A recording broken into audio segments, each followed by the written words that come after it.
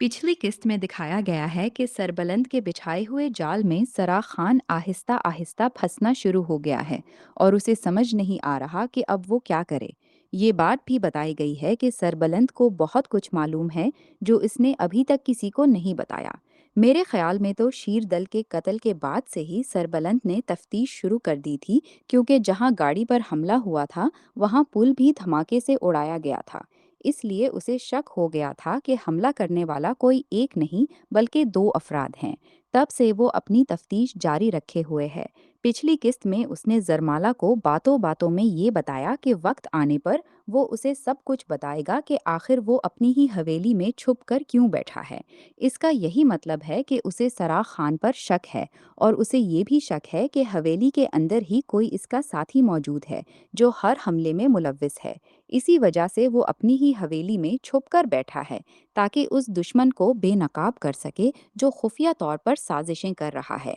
आगे दिखाया जाएगा कि जरमाला, जिसने शीरीन पर कड़ी नजर रखी हुई है, चूंकि जरमाला को अब शीरीन पर भी शक है और सराख खान पर भी, इसलिए वो बातों बातों में सरबलंद को ये समझाने की कोशिश करेगी, अगर आप ना रहे तो आपके बाद सरदार कौन बनेगा, सरदारी किसे मिलेगी।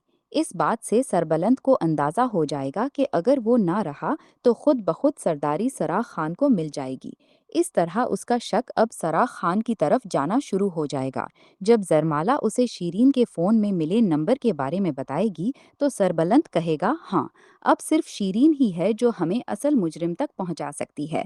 आने वाली किस्तें बहुत दिलचस्प होने वाली हैं, क्योंकि असल दुश्मन यानी सराख खान के चेहरे से पर्दा उठना शुरू हो गया है।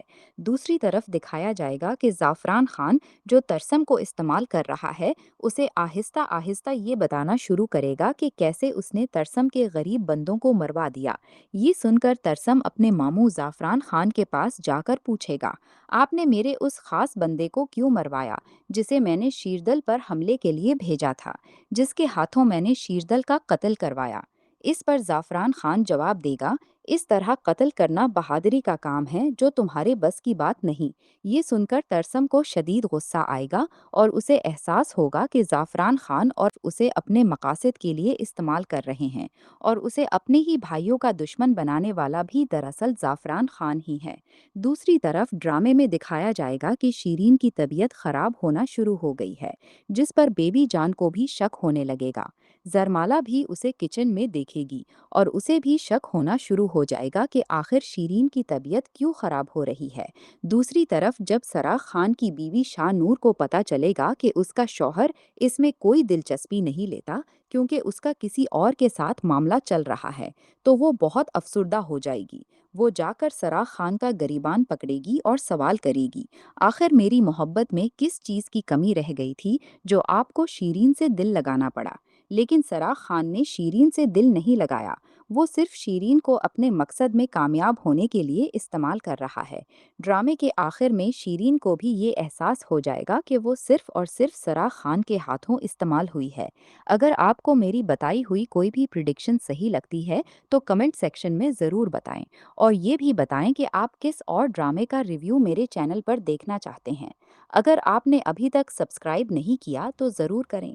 आपका एक सब्सक्राइब मेरे लिए बहुत अहमियत रखता है। शुक्रिया। और जब तक अगली मेरे वीडियो ना आए, अल्लाह हाफिज़।